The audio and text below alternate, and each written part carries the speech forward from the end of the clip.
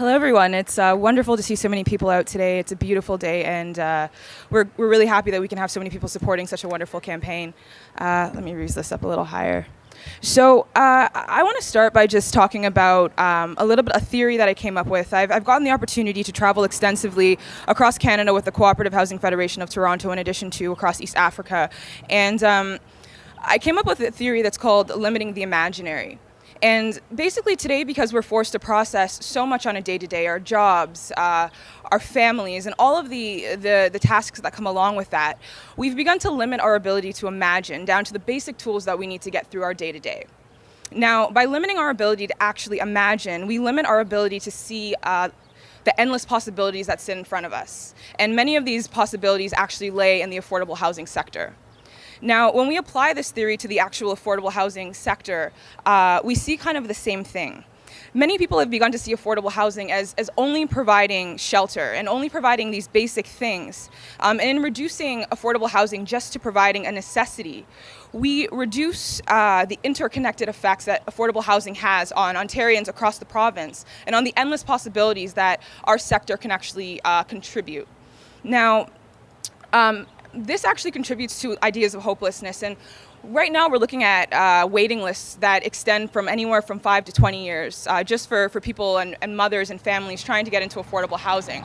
And right now what we're basically doing is a lot of people have decreased affordable housing and the concept of it down to it being an option as opposed to it being a need because of this ability to limit our imaginary and this idea of hopelessness. Now, I just want to share a little bit about my story and how I got here today.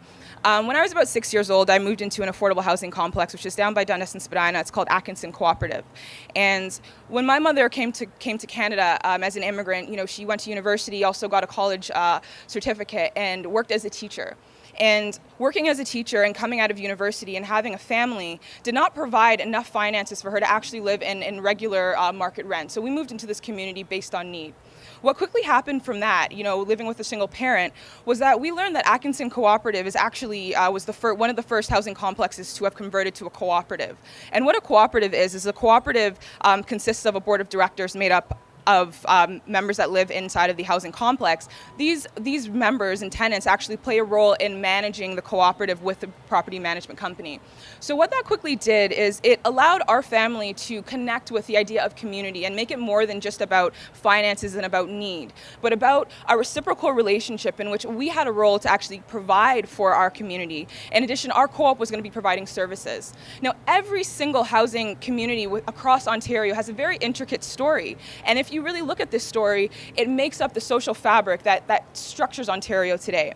And our story with Atkinson was that there was about 1/3 of the members that lived there were actually young people. So we have over 2,000 people in that cooperative. And with these young people, they decided that they wanted to take control of their community and they wanted to play a role in their community. And what they did is they ran for their boards. Now, by running for their boards and actually playing a role in managing the community, it created an opportunity for myself. At the age of 18, I decided to run for the Atkinson Cooperative Board, and I was the secretary. And my second year, I was the president.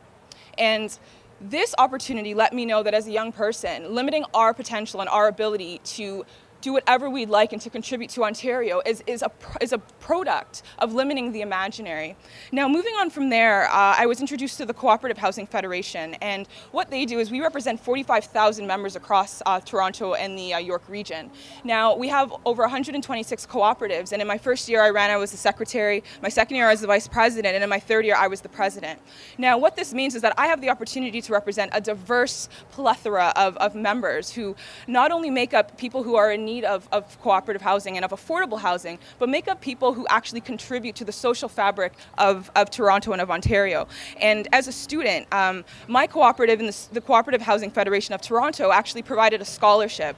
Now, our scholarship program has contributed over $1 million in awards to students, and it made it possible for me to go to school and to actually afford an education. As a double major, you're taking on double the amount of work, and living in an affordable housing community or living in Toronto, students are struggling as it is. So with the scholarship and with these opportunities, what we're basically saying is that affordable housing contributes to an interconnected social fabric across Ontario. And by limiting our imaginary to actually see the potential that affordable housing has, and limiting it just to seeing it as a need, we actually in turn limit our ability to see the potential of Ontario and of this sector. Now, the standards, I want to address the fact that we are beginning to see affordable housing as an option rather than something that Ontarians have a right to. And it isn't something that we have a right to. And because we've begun to, limit the opportunities in the way that we see this, we've begun to limit it and see it as something that isn't actually necessary. So what I want to say is that, by identifying and by connecting identity, need, community, we're able to connect it to today.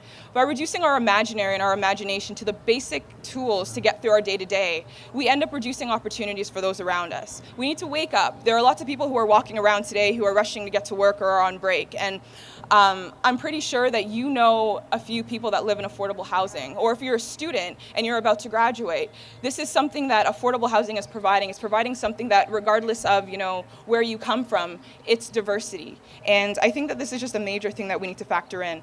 With the cooperative sector, the end of operating agreements are coming up, which means that thousands of people who are on low-income subsidies are no longer going to have those subsidies. And I don't really need to discuss what type of crisis is going to happen. So what I'm basically saying is, today we have a campaign which is called, we're asking you to ring a doorbell. Why should you ring this doorbell, and why should you stop, across the street or to come over and to ring this doorbell? It's because we may not have them in the future for people who need them. And you might need them at some point. And in addition to that, we may limit the potential that our sector has to contribute to Ontario as a whole. So just take a moment, ring our doorbell, and thank you very much.